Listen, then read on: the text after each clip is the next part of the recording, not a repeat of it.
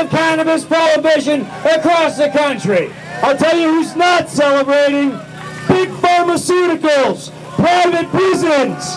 They are not happy about this at all. No, they don't think it. No, pharmaceuticals don't want to compete against something that you could grow in your backyard.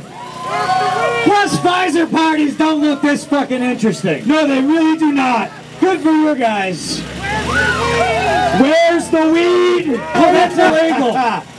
Well, I imagine it's in a lot of pockets. We got some of the finest musicians in New York City. Yes, we do. Because marijuana and music go very well together. We got activists. We got some of the people who have devoted their life to ending this complete failure we call our drug war, my friends. You want to know if it's a failure? Watch late night TV and watch the commercials for Big Farm. Watch the commercials where they say this drug, which is legal, may give you explosive diarrhea, bleeding out the ears. Might give you, I can't handle that kind. I need promises. I need guaranteed diarrhea. That stuff is so scary I have to smoke a joint just to feel okay about it. You gotta regulate the system, you know? Marijuana cure cancer. And we're gonna say This is that. a political rally. This is no place for Mates, it's time that we force our candidates that are theoretically supposed to work for us. It is time to come and ask them the questions on the record. Will you vote to end prohibition in New York? Will you vote to legalize? Will you at the very least vote for medical marijuana? Do we want to know who is holding up medical marijuana in New York? Well, actually, no, it's not the NYPD. They enforce it, and they fuck it up, and we can talk about stop and frisk, and we have some amazing speakers to do that. But it is actually a man named Dean Skelos. He was a politician from Nassau, and he is holding up medical marijuana so he can appeal to the bigots, so he can take care of the people who give him money, such as big pharmaceutical, such as private prisons.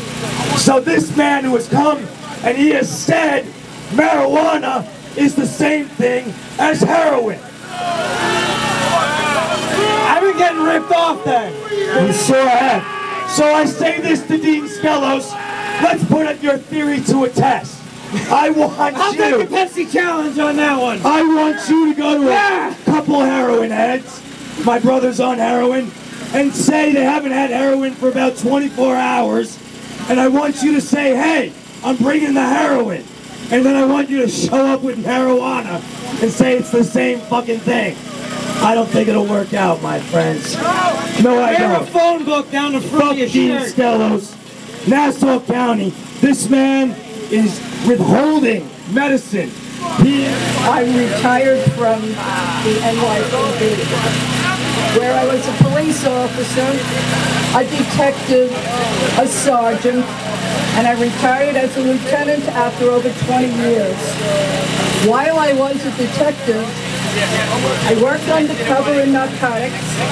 I went out on the streets of the Bronx and Manhattan with a drug addict that we had arrested who was working off his case. He would introduce me to people he knew were selling drugs, dealers.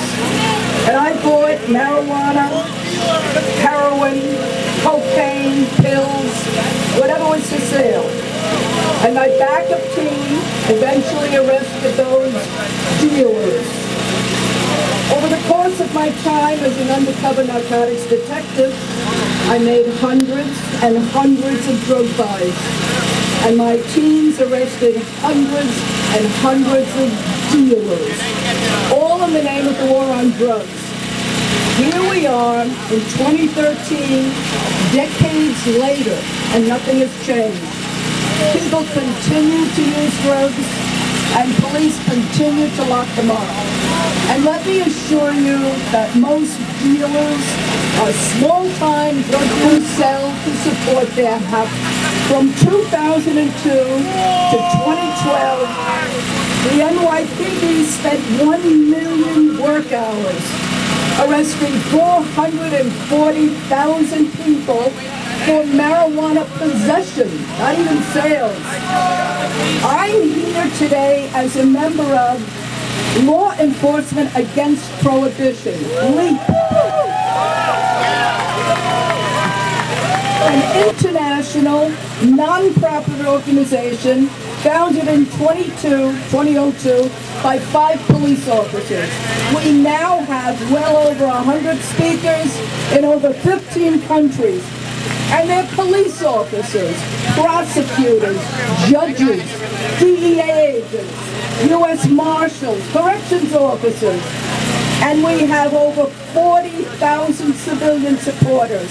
Our mission, LEAP's mission, is to educate people about what occurs out on the front lines of our failed drug policy. Many Americans believe it is a major waste of this country's resources for us to be putting so much time and money and lives into arresting and prosecuting people for non-violent crimes. Drug users who are harming no one should be left alone, or if they wanted, given treatment. When we arrest people, we cause more harm than drugs do. A felony conviction makes it extremely difficult, even impossible, to have a career, to get a job, or housing, or education. The right to vote is lost for many in this country with a felony conviction. The effect of incarceration on families and neighborhoods is devastating. This war on drugs hurts people more than drugs do. Drug addiction is a public health matter, not a matter for criminal justice. I don't see any role here for law enforcement. We need to spend our time and resources arresting criminals who truly threaten public safety instead of chasing after non-violent drug law offenders. They say insanity is doing the same thing over and over, and each time expecting a different result. This country's drug policy is a perfect example of insanity. Many police officers in this country have spent their entire careers risking their lives in the drug war. We've seen colleagues killed in the struggle, not to mention the many civilians, innocent men and women and children caught up in the violence because they happened to be at the wrong place at the wrong time. Maybe caught in a crossfire, a shootout over turf. We know that most drug users aren't violent. Usually they just want to be left alone, but the illegal drug trade is extraordinarily violent. Many of us have learned the war is unwinnable. We don't advocate or promote any type of drug use, but we also don't advocate wasteful, harmful, misguided policies that don't work. It's time for a new approach. We at LEAP need all the help we can get, not for ourselves, we're okay.